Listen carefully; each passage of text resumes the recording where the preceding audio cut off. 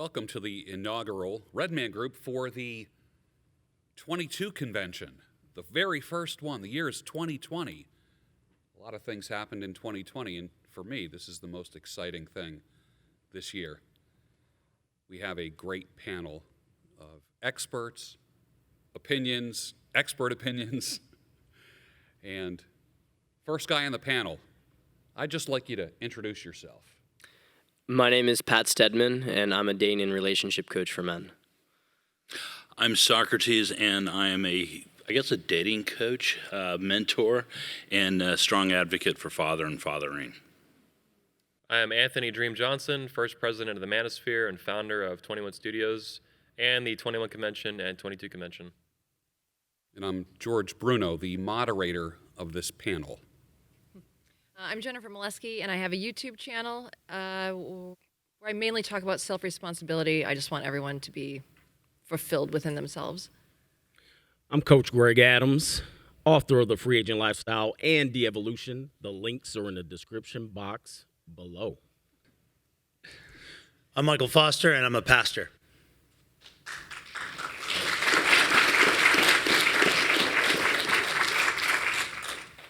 What I want to talk about first, number one, this is a new event here, in the same way that the Patriarch Convention last year was a new event and a risk. You never know when you do something new. You just never know how things are going to be received by people. And Anthony, I have to say that it started out very controversial. The phrase, and I'm going to start with you, was "make women great again," which is probably the most triggering phrase of 2020. Tell us about the origin of that before we actually start with the reactions to the convention. And you were there when we first unveiled it, I think, in 2018, right? Yeah, I love that moment, man. You could see it on my face, too, in the video and the speech when I put it on. So Make Women Great Again actually came from two people. Actually, Stefan Molyneux, I think was the first one ever made a video on it. He had a video before he was nuked from YouTube this year. And it was called Make Women Great Again, but it was about like voting and politics and stuff. It wasn't like what we're doing now, but I'd seen that. And then I saw Richard Nicolai, a good friend of mine, an alumni speaker of this convention, the 21 Convention for Men, several times over.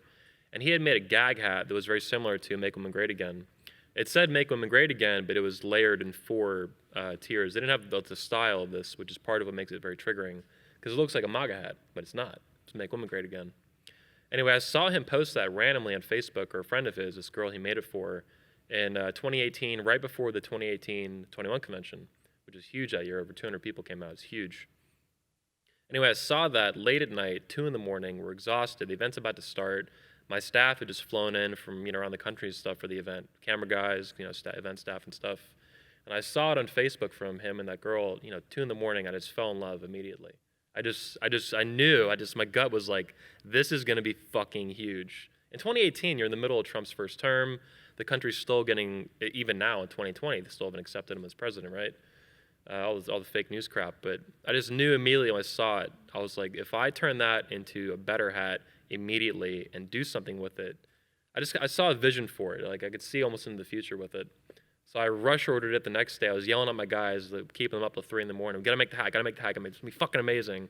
They'll tell you the story. I was livid with excitement for it. And very much, I guess I was seeing what would happen with it if we put it together into a speech and then to a conference someday. And I also figured out pretty quickly, because I wove it into my speech that year, the future is still masculine. That was my keynote at the 2018 21 Convention. I knew it was going to provide, I could sense it was going to provide the foundation for the 22 Convention, which I thought of in 2015, a playoff of 21 for a conference for women.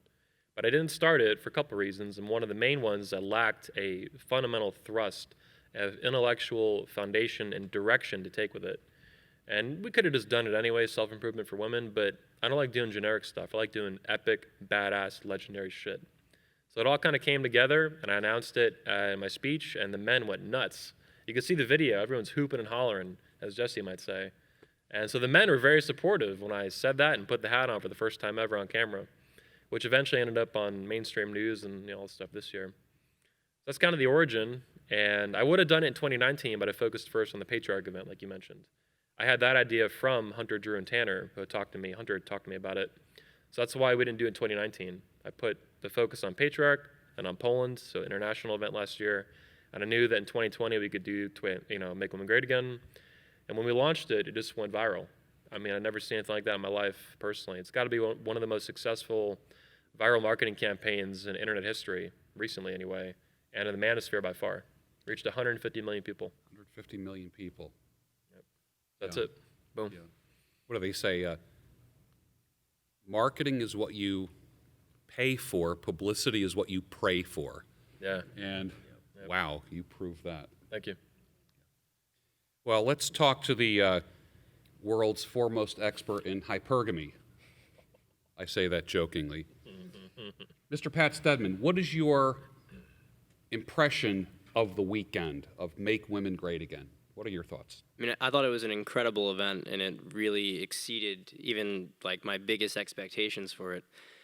You had a really, really good audience that I think was pretty open-minded, and I liked how they engaged. I mean, it wasn't like they just accepted everything. There was some tension at points, and I thought a lot of questions were really good, and I feel like it was a good part to like create a dialogue, which I think we really need. And so there's a lot of women who came into the room who were, much more sort of aligned with our thinking, and others who I really applaud them for having the curiosity to come here and, well, let's hear what they have to say. And I think that everybody came out of it really, with their consciousness raised. I mean, this is as we talked about in, the other Red Man group, 21 Convention one, I mean, this is a very big threat. This sort of radical, this feminist ideology is a threat to families. It's a threat to relationships. I mean, as a relationship coach, as a dating coach, I just see how it's ruining people's happiness. Like, men and women are having a really, really hard time getting together and connecting because of all this garbage that's making them hate each other. And so I think, if we want a healthy society, we want happy relationships, we want babies, right? This is a really, really important step in the right direction. And I don't think anyone's ever done anything like this before. So I'm very, very positive about it. Yeah. It was kind of interesting because I didn't see any blue hair here. Yay! Which is a step in the right direction. We did take a risk because you never know how these things are going to go. You do something like this and it has the potential of blowing up in your face. And you did receive a lot of crap. A lot of nasty women, violence, threats. They threatened to bomb the event. They wanted us to get shot, like a mass shooting. I mean, the shit that actually came in through Reddit, Facebook, and Twitter was really nasty. Yeah. And I got used to last year. I had a lot of that from the inner manosphere, some toxic crap there. Yeah. But it was substantially larger than that. I mean, it was thousands. And it wasn't just to me. It was the speakers. You guys were getting your inboxes flooded. It was everywhere. Were there other men doing the threats? Like, were there manosphere guys, men's community guys that were against this? They were. I didn't get any threats from them that I know of for this event, but they were very annoyed by it. They were very pessimistic about it. You can't make women great again. Women aren't going to respond to any sort of dialogue or logic. It's all just absolute bullshit. Not that other elements of persuasion are unimportant, emotional and physical and being there in the presence. Up here, this is a performance too. It's not just some intellectual, like, this isn't like writing in a book. This is, that's something too, but this is a whole performance up here. You see someone's face, you see how they move, you see what's going on, the lighting, the audience, the engagement, the eye contact, the physicality of it. So yeah, there was some pushback there on the manosphere, but those guys are all losers and nobody cares about them anymore.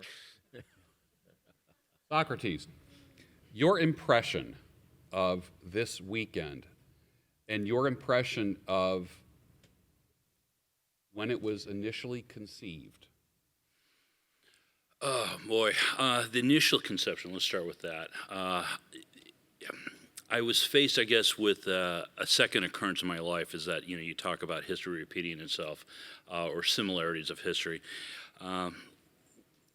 Over a decade ago, literally in this hotel, there was an opportunity to be part of a function, under 21 convention by a very, very young punk who just had more drive than anybody was comfortable with, and no was simply not an answer, and he was going to not accept failure.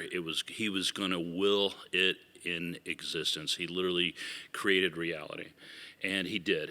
And more than a decade later, we're discussing the need to have a conversation with women, the need for men to speak up in an organized way about the changes taking place in our culture and take ownership of that and have that discussion. And I also realized that conversation was highly threatening. It was verboten. There will be consequences, which I think, in all honesty and sincerity, while we may not have had a bomb threat or an assault today or this weekend, I don't think the ramifications are over. I think it'll be interesting to see how this plays out in the public sector once the video is released. And in very direct ways, I know I've been threatened, my family's been threatened, my 4-year-old daughter has been essentially threatened with sexual assault. Because of a position, I dare say, to hold women accountable to what they say. I find that incredibly vile. So that this time I backed the winning horse, despite all opposition and rationality to say, no, not me, not my family, not my job, not my child. And I sit here today being very, very proud of the man to my left. Nice.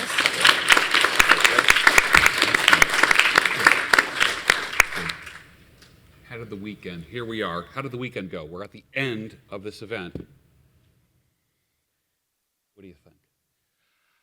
I think it was a rare gift.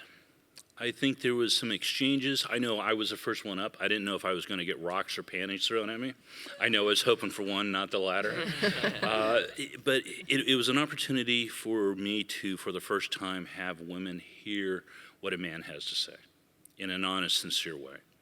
The second was I was able to hear women firsthand, their stories of how they were sold a bill of goods and how they've been hurt and damaged and how it's affected their lives, and the emotional impact of hearing those stories firsthand, looking at the person's eye and having that exchange is not something you find on YouTube or read in a book, and I find that terribly, terribly impactful.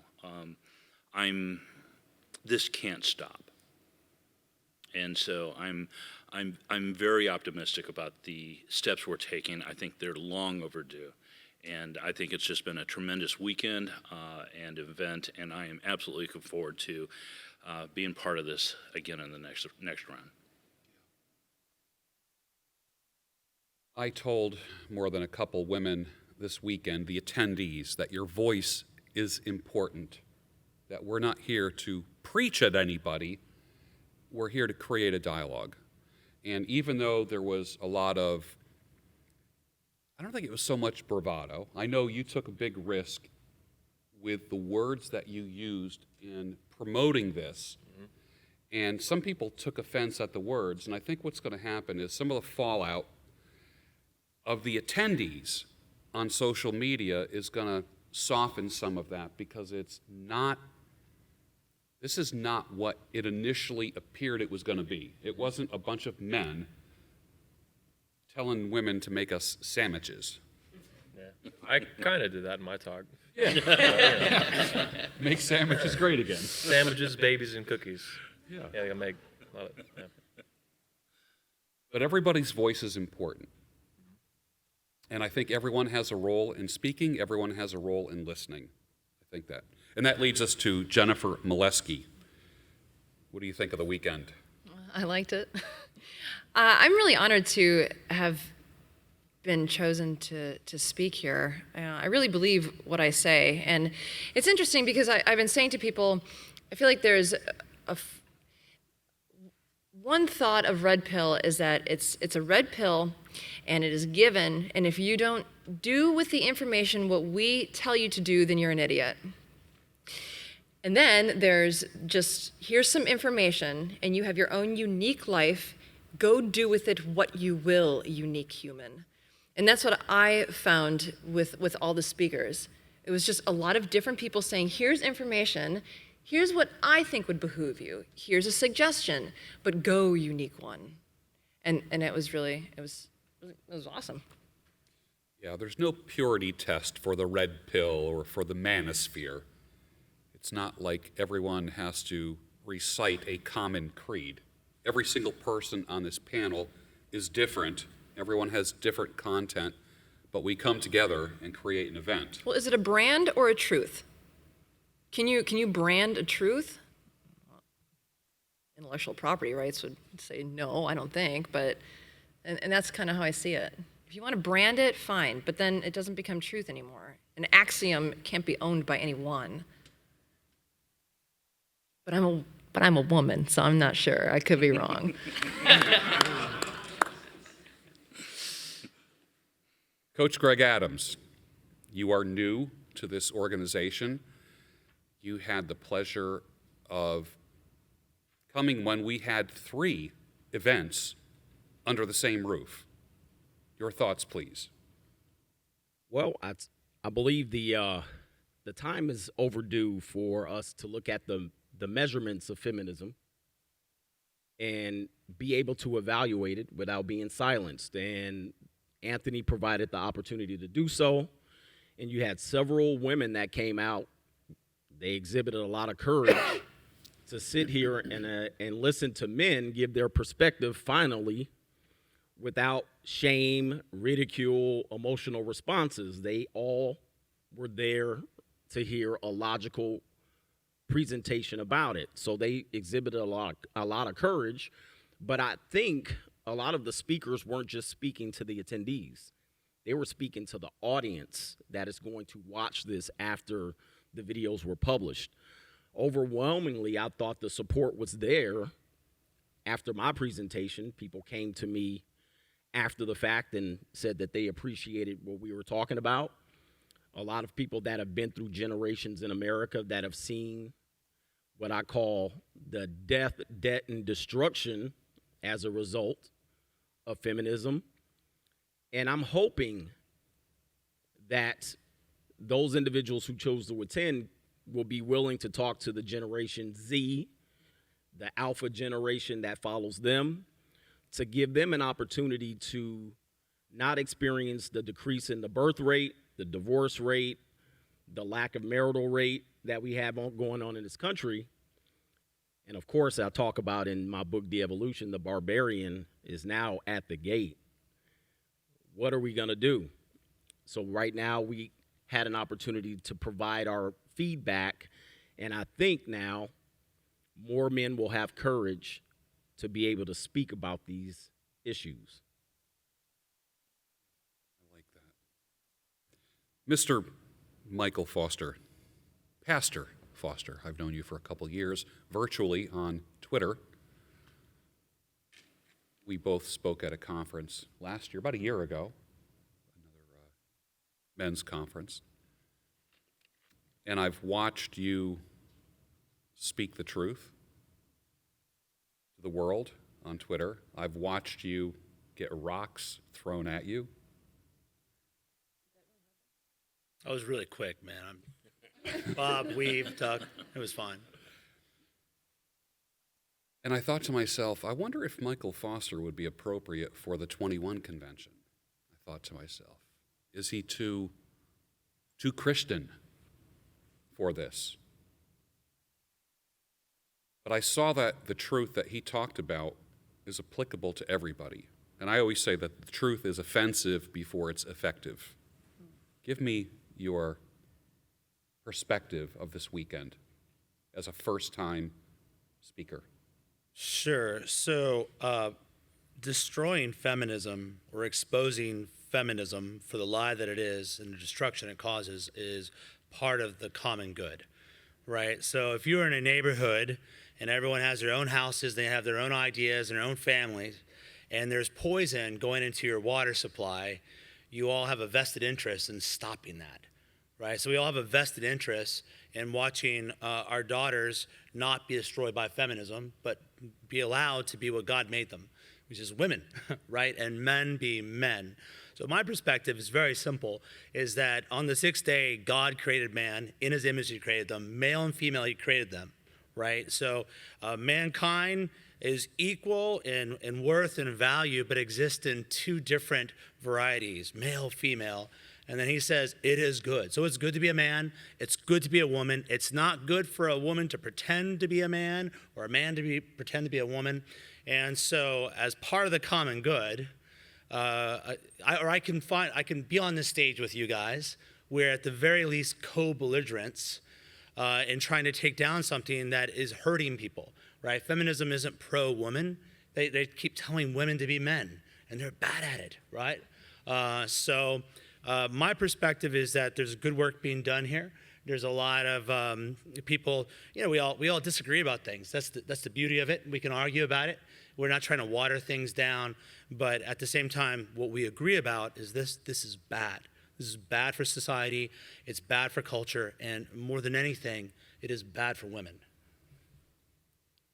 I like that. Let's go right back to Mr. Pat Stedman. Is marriage important? I think it's essential. I mean, I don't know how you build a society without it. And I'm a pretty nuanced guy. I mean, people who saw my talk, like, I try to understand and very empathize with some of the situations that were in society that maybe laid the foundation for feminism to come in. I try to acknowledge legitimate grievances.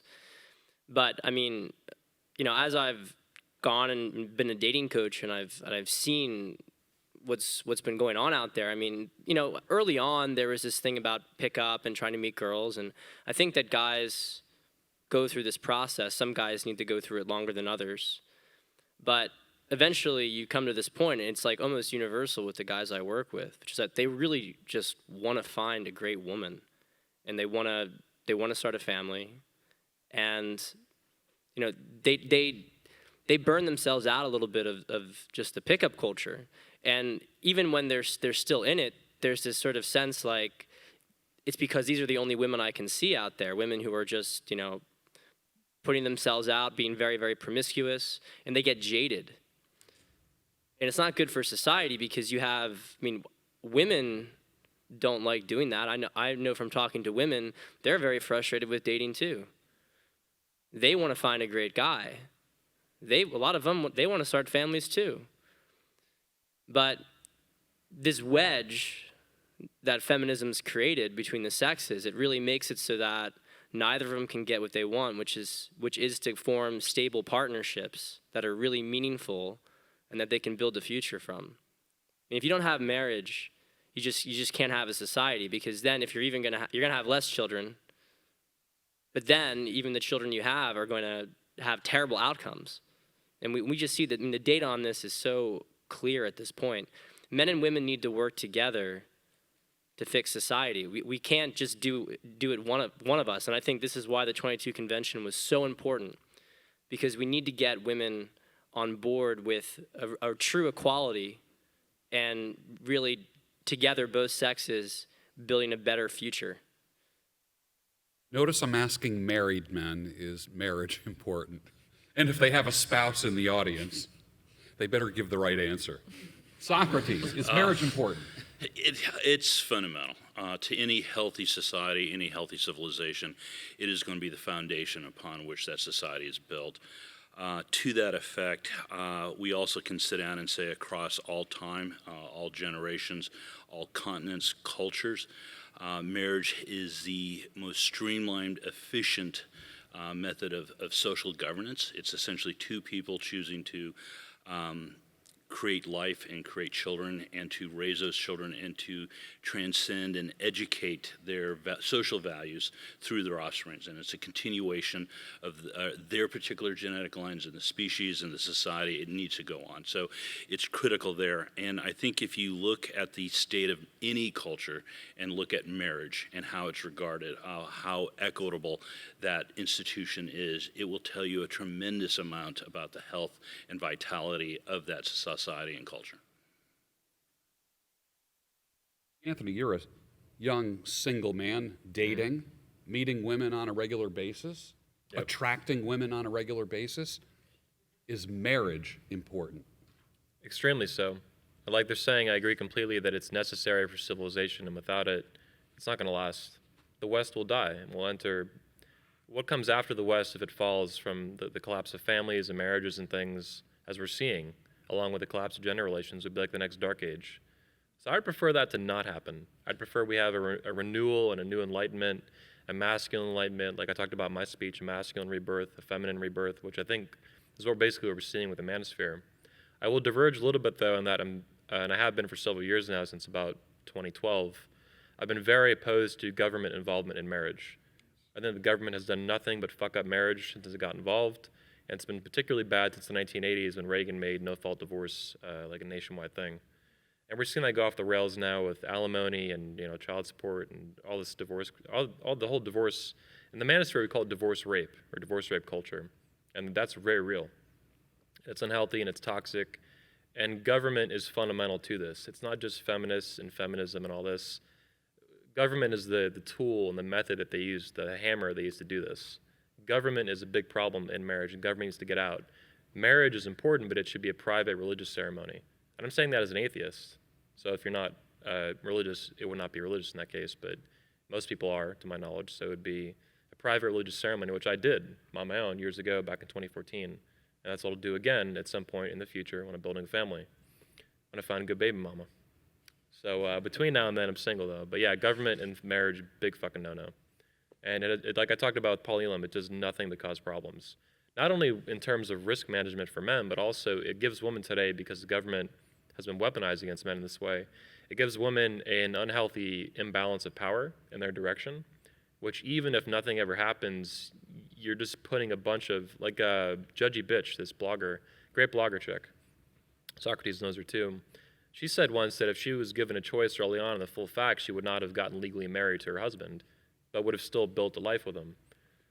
Because she said basically getting married as a woman, to a man, it's like someone's giving you a loaded gun, pointing it at your husband's head, and they're like, don't pull the trigger for the next 40 years.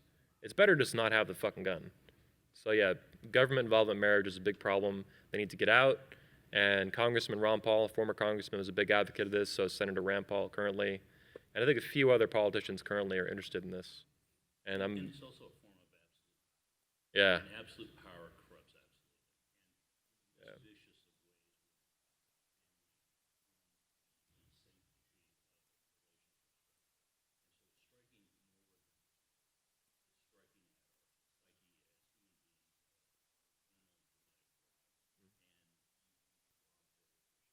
Yeah.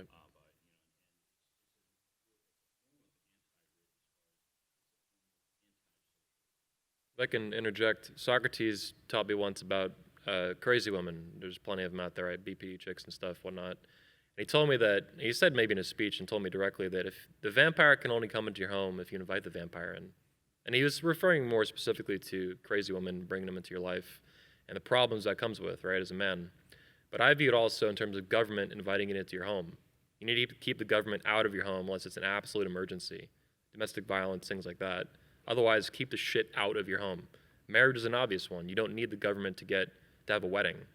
You have a wedding. You can trade rings. You can trade last names. They can legally take your last name. There's a lot you can do on your own without government officiating it and getting involved and tipping the balance of power in a woman's direction, which she doesn't want anyway. She wants to be submissive and be your woman. The government is a big fucking problem with this, or a big lopsided problem with it.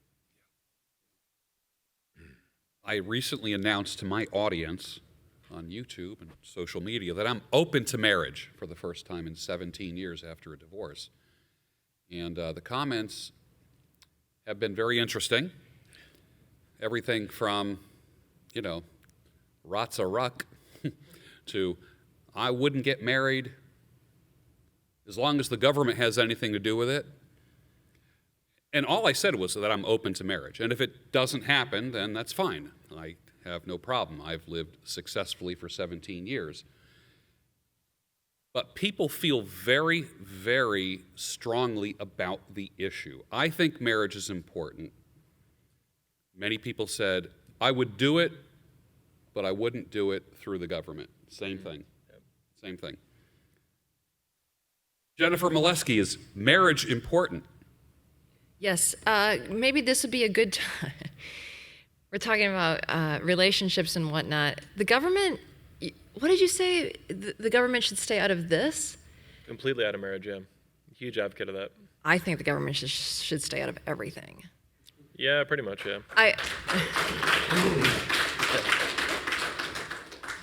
That's just me. I'm very much about voluntarism. I'm an anarchist within. I believe in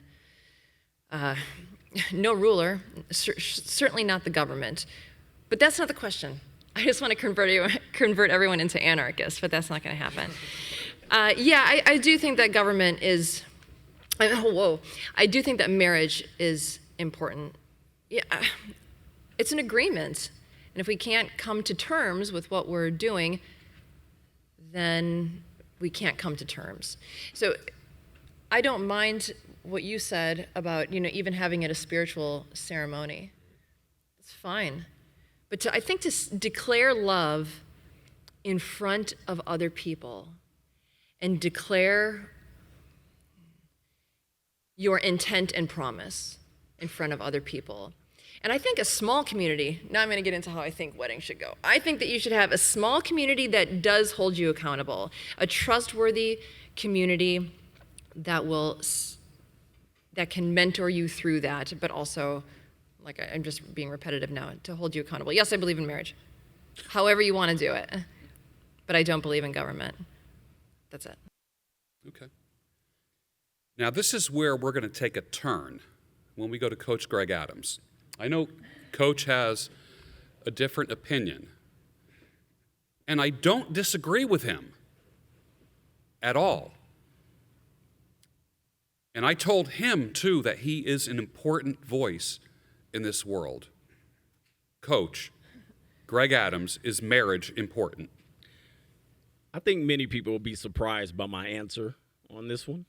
I mean, if you've been following me for a long time, you know about the free agent lifestyle tenets, which is no cohabitation, no long-term relationships, and no marriage. Now, before I say that, I believe marriage is about a lot of things, but at least these two things: building families and building community. Now, can you say that either exists very well right now? There's not a lot of communities. Not many people know their neighbors. Families have been destroyed. Now, when it comes to men, I believe men overwhelmingly want to be married. I've been married. I wish I had a successful marriage. Many men that have been divorced wish they had a successful marriage. And many men in here, I know when we did the patriarch talk, they wanted children. They wanted marriages. Now, when I say the three tenets of the free agent lifestyle, I say that for two reasons. Namely, people brought it up already, the government. Their involvement has destroyed the institution of marriage. They don't give many couples options, and they interfere. I try to advise men of what they can anticipate if they decide to be married. And that therefore, if they don't do their due diligence and they rely on the media to sell them marriage, which they say it's about love, well, then what's going to happen is he's going to find out the hard way that there are judges, mediators, lawyers, child support offices, child protective services, court county clerks, a lot of people that are involved in the institution of marriage, which benefits the court if your family is destroyed. So I say those three tenets as a means to have a silent protest until there's marriage reform. And if there is marriage reform, then we can say, let's be about family and community again. Until then, I tell men, you really have to do your homework, not only with the woman that you want to be involved with, but what the family law codes are associated with. If you are one of the 60% of first divorces, 70% of second marriages dissolving, and almost 80% of third marriages dissolving, with 8 out of 10 of them being women initiating them. So is the woman important here? Is your selection of that woman important? Well, she will dictate whether she will lead you to the slaughter. Until then, I say no to marriage until we resolve the issue. I looked up the definition of keeping it real, and there was a picture of Coach Greg Adams. Yep. There's a lot of people who, when you're talking, they're going, la, la, la, la, I'm not listening to you, la, la, la, I'm getting married no matter what. And they want to drown you out. Sure. And I'm glad you are here adding some balance to things because you're not lying. Very few people call me a liar, okay? So a lot of people call me a lot of things. They say you're bitter, you're hurt, you failed at your relationship, although there's 1 million divorces per year, okay, per year in this country. But the one thing that will keep me talking is the fact that people never call me a liar, okay? And when people start calling me a liar, then I will have to find solutions to adjust my message. But the truth is the truth, whether you like it or not. I advise men to not live by the hope strategy because hope is not a strategy. You can't hope, wish, anything. You have to know, and not only know, you have to accept. If you want to accept the data, you accept it for what it is. Facts don't care about your feelings. Absolutely not. Which leads us to Pastor Michael Foster. Is marriage important? In the spirit of the coach here, all right, I'll give you an answer you're probably not going to expect, okay? You should probably not get married if your definition of marriage is finding someone that completes you and makes you happy, and it's this romantic idea. That idea of marriage isn't biblical. It's not historical. That's a product of romanticism and a lot of changes that have happened slowly over the last couple centuries, right? I love my wife. I miss her. I can't wait to get home to where I'm dying to get back. She doesn't complete me. She's not my soulmate, and she doesn't exist to make me happy, right? And I don't exist to make her happy. In people's marriage, they find out that when you put two people together in an enterprise that is a household and raising children, that you don't always see eye to eye, and it's difficult. And the person who you thought was going to complete you and make you happy is actually a source of conflict and trouble, right? And that leads marriages in a bad place. Put all the calculating stats and risk adjustment and all that aside for a moment and just say the way we think about marriage is wrong, and that needs to change too. Right? And you want to find people that have that same view, a woman that thinks of marriage in the same way that you do. And the old Westminster Standards, which is big for Presbyterians, gives 3 purposes for marriage, right? Which is helpful companionship, propagation of a godly seed, having kids, and protection against sexual immorality, or to enjoy each other sexually. That's the purpose of marriage, not to complete you. Well, you're the guy who has a very high notch count with the same woman. Yeah, that's right. Well, here's the truth. I'm happy. Married people. You don't feel like happy. you're missing out? No, I'm not missing out, and I'm not here to. I'm not here so much to criticize people as I am to tell you that there are happy married people. Been happy for a long time. I miss my wife. I can't wait to get back to her. That might be blue pill. I think I can kill a lot of you with my bare hands. You know what? So what? Come on. I love being married, and it's great. It's a gift from God. It's a bad time. So we do have to tell men the truth that getting married is like a boat that's going through a bay that's got a lot of jagged rocks in it. Right? There's a lot of ways to get damaged, but this has happened before. After the Reformation, a lot of people were scared of getting married. Law was all jacked up. That's where our marriage ceremonies come from. People are like, these guys would say, hey, let's get hitched, and they go out and have sex in the haystacks. They called them haystack marriages. And that's when they started saying, hey, we should probably have public witnesses. Because this woman's like, hey, he said we were getting married before we had sex, and now he says we're not. And so we've had marriage reformed before. And we absolutely need it again, but it starts with changing what you think marriage is about. I think it's about creating a household for the glory of God, a productive home where children are raised, and it's amazing how arranged marriages work, right? They work for a reason because their definition of marriage is different than Americans. You know, Americans are self-absorbed narcissists, and that's got to change, right? And then marriage will be important for more people, not just for married men with a high notch count. Excellent. Yeah, I want to. I actually wanted to jump in anyway. I was getting some water, but one of the things that I found it's like so incredible about marriage is the alchemy within it. And if you want to grow as an individual, there's nothing that helps you to see yourself. It's like having a mirror put up to you. And so I really, really strongly believe in that. And I think that there's really, I mean, obviously marriage needs, the laws need reform at the very least. I don't really have an opinion based on whether or not the government should be involved in it or not. You know, my wife, you know, we had to use the government to get her over here because she was an immigrant. So I have, you know, I don't know how that would work under a non-government system, but. Well, then, yeah, then it's open borders then. So anyway, but I mean, within a marriage, just like the transformational power of being with somebody who like people talk about with dating, like, oh, you know, you can get girls, etc. It's like the test on your frame, your test as a man, like to be a man, is like 10x'd in a marriage because she can always see, like, she gets very aware of you and she can see when you're off point. And so as a man, you don't have just the opportunity to maybe fake it for a situation. You have to really internalize it.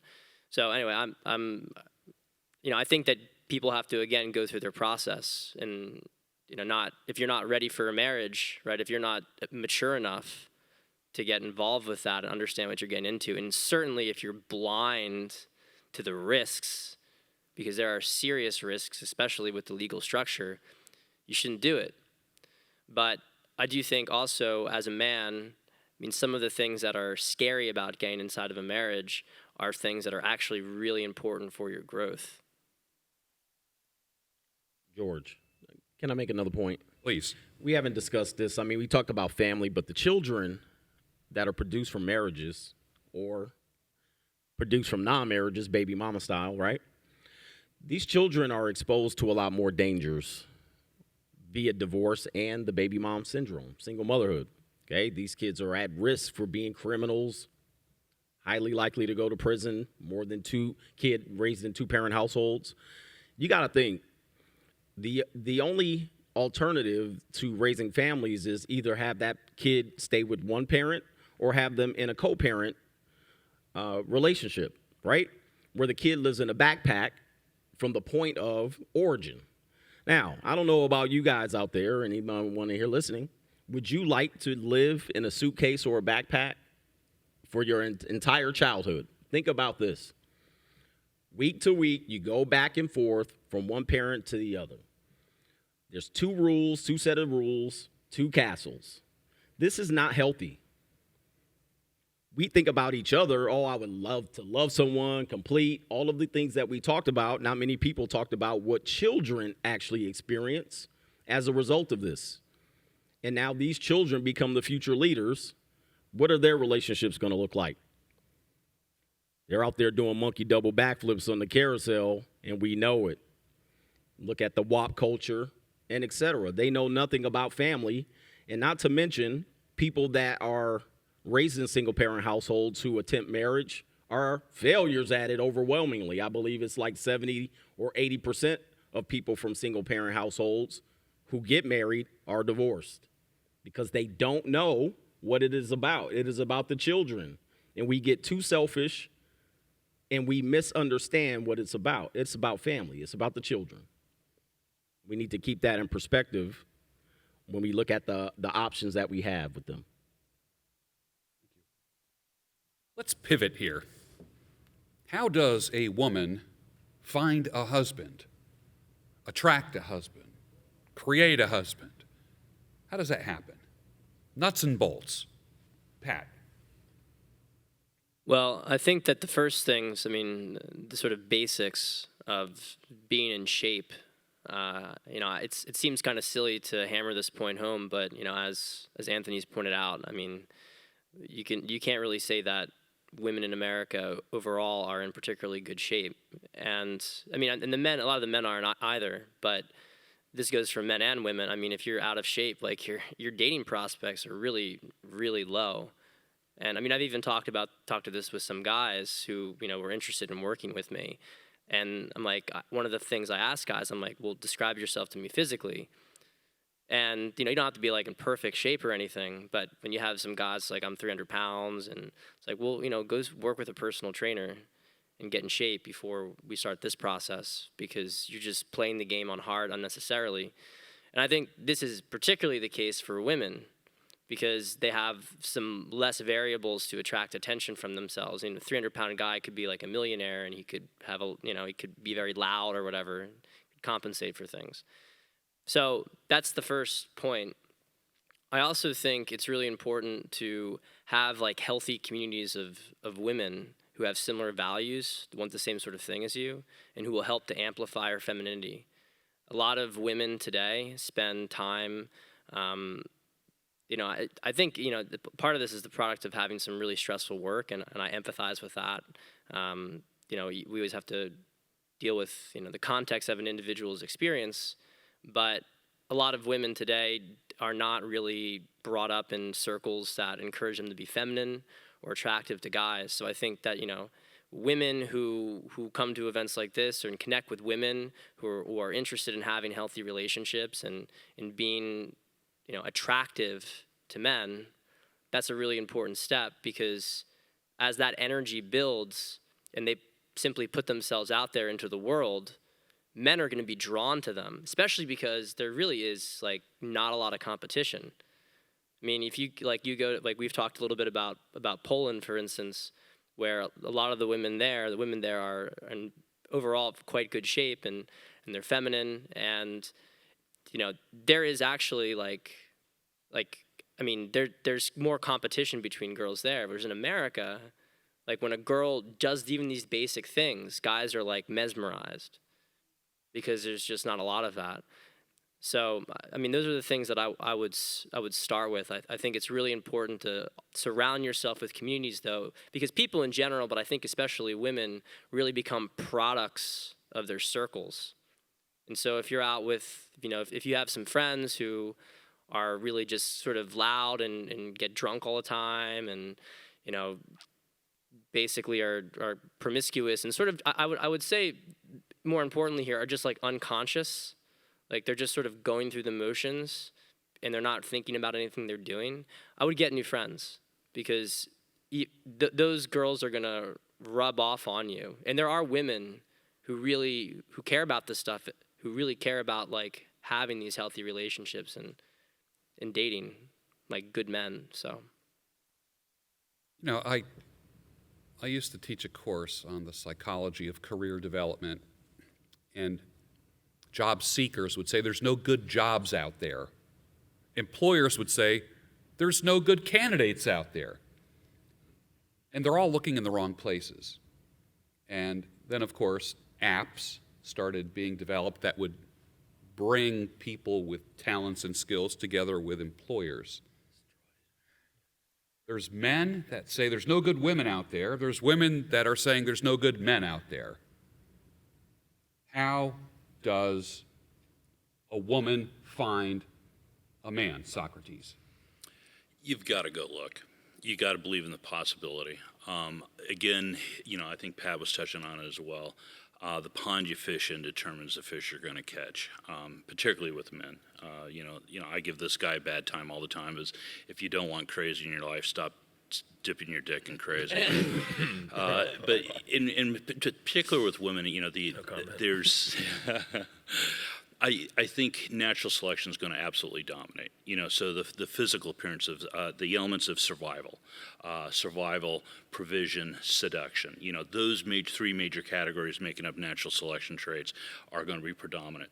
But the relationship thresholds are always excelled not through natural selection, but by social selections. The virtuous traits of being within a relationship.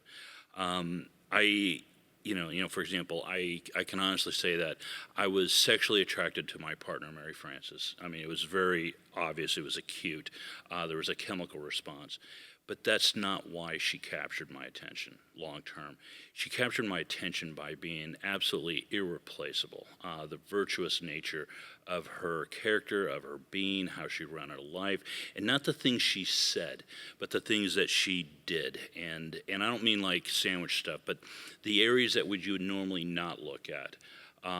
To the point that I don't just call her Mary Frances. She's always the Mary Frances, to distinguish every other Mary Frances in the world from her. And I think you need to go looking for that. And in many ways, you're going to have to go shop.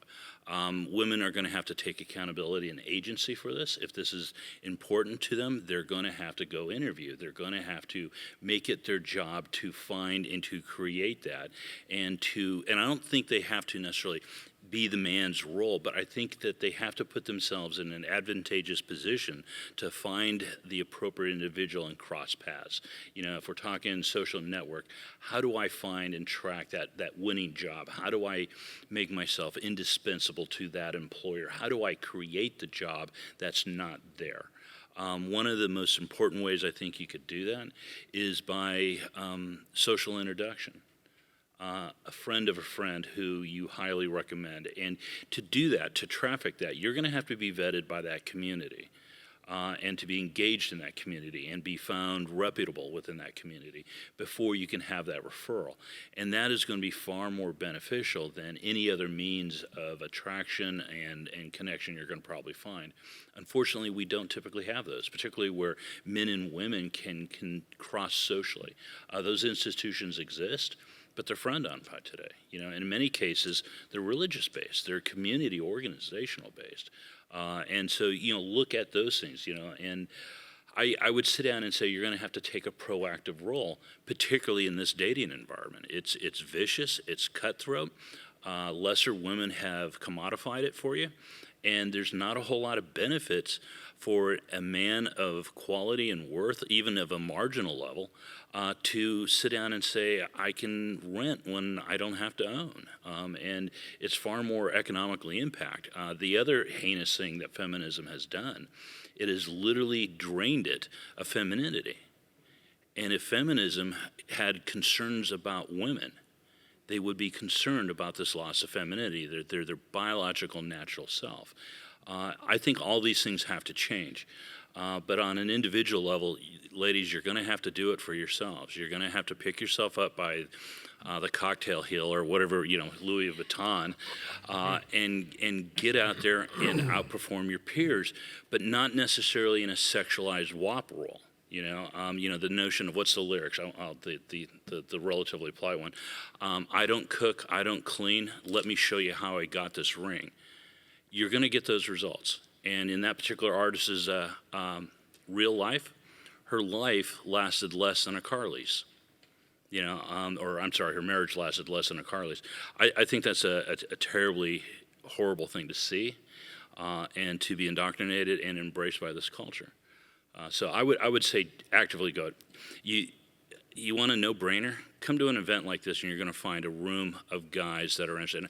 And in all fairness, if you were really serious about finding a decent guy, don't go to the women's convention. Go to the 21 convention. Go to the patriarch convention. There are single guys there that are looking to be fathers, they're looking to be better men, and they want to know how because they weren't fathered themselves. You want serious men? There's a convention for that. I can show you a room. Personally,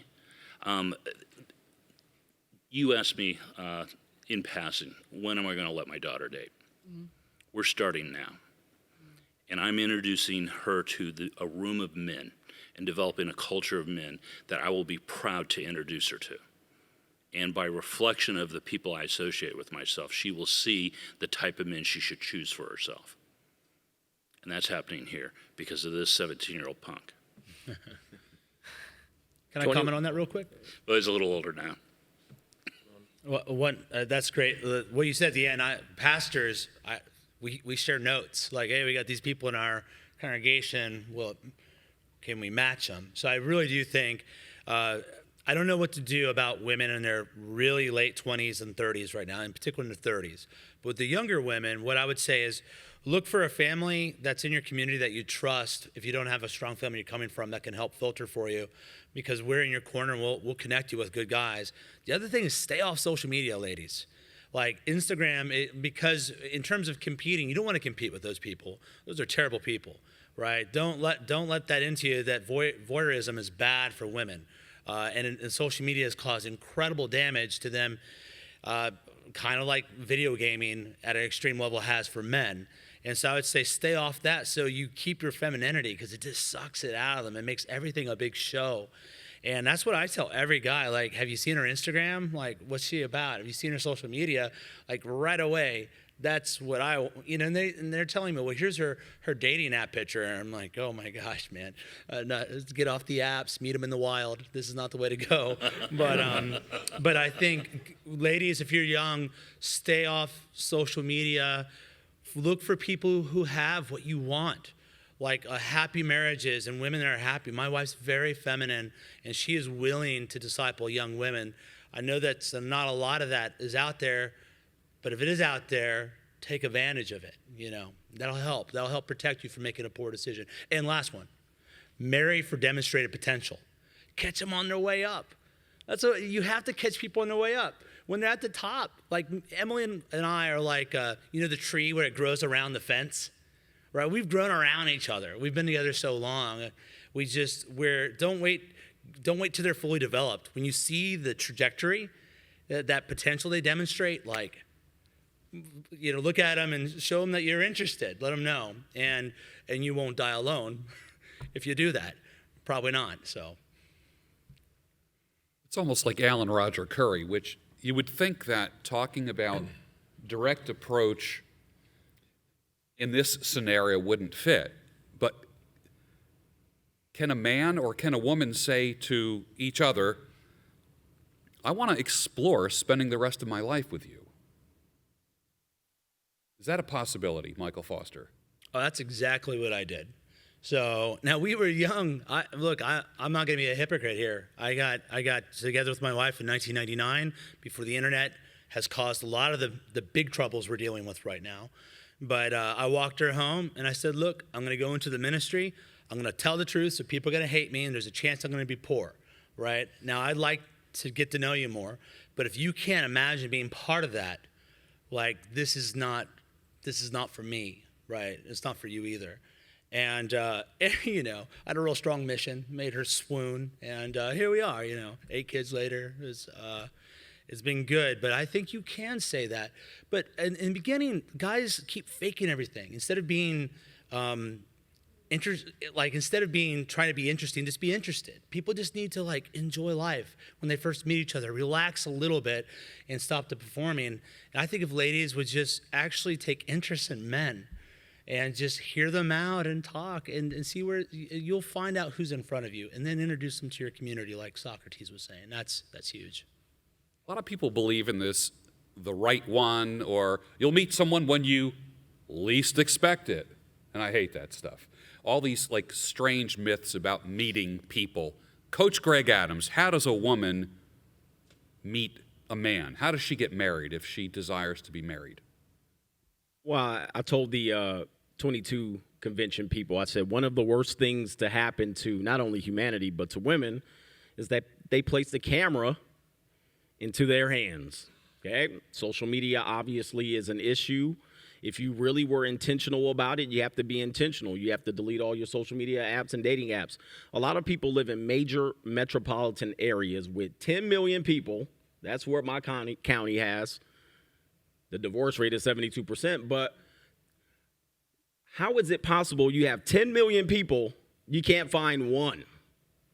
It's impossible because your head's down into your phone, and not only that, we've limited socially how you can interact with people. Sexual harassment is anything. They can just say it is anything. Cold approaching, I think the PUA industry did a disservice to a lot of people because now women are, on guard a little bit. Coach Greg. Yes. There are women in this audience that don't know what PUA is. Okay. So that's pickup artistry. which was popularized in the late 90s into, I mean, it's a little bit now, they call them dating coaches, or there's a little bit of cross section there. But now there's men teaching men how to pick up women, but I noticed that women are watching those channels too. So now they're like, I know what you're going to say to me or do to me before you even get here, okay? But I can no longer approach a woman on the street without her being on guard or be susceptible to a harassment claim. Can't date them at work. Can't say certain things at school. It becomes dangerous, especially at the college level, with the amount of claims, false or accurate claims of date raping, okay?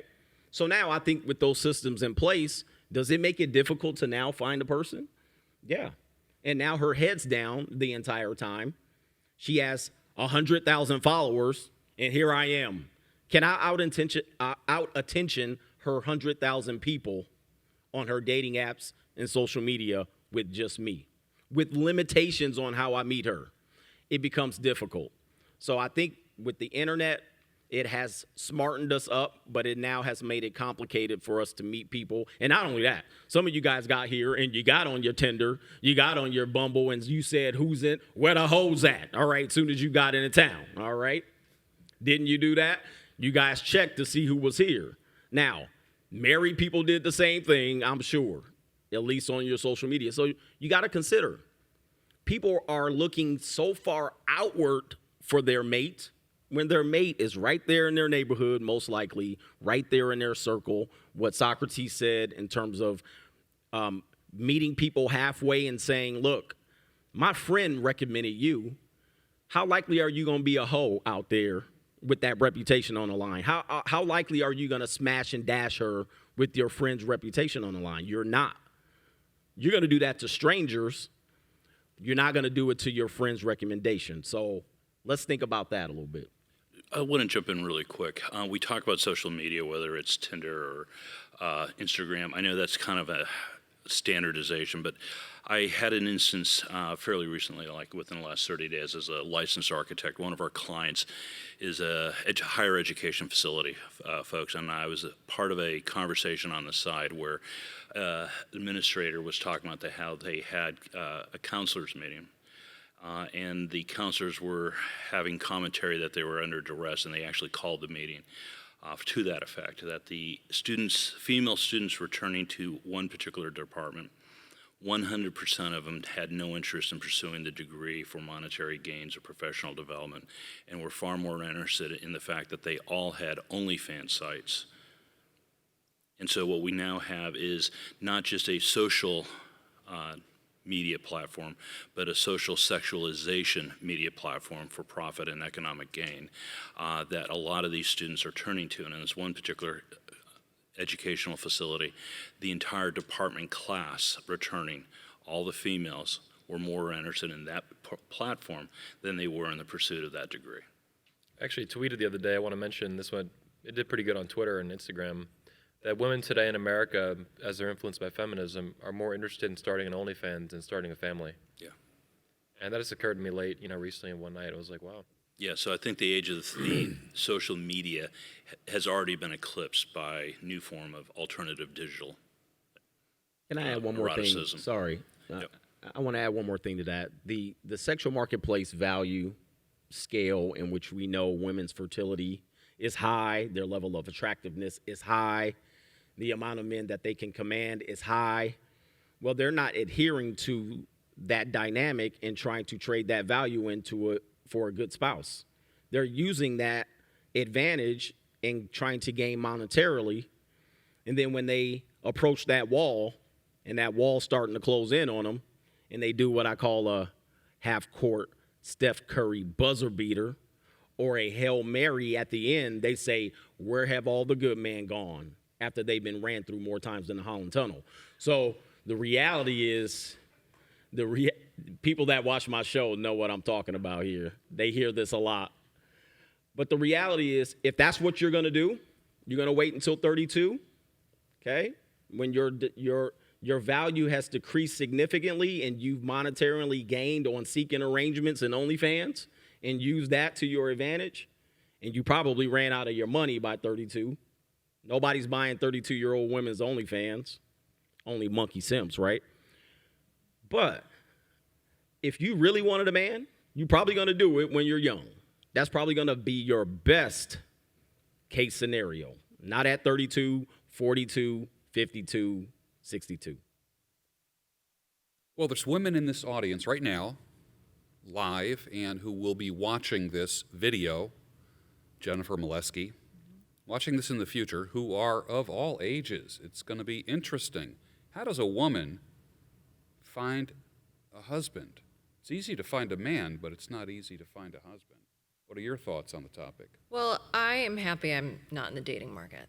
I'm sorry, because what a tough situation it is out there. But I'll tell everyone the same advice I give everyone. You know, there's singles meetups. I would not attend those.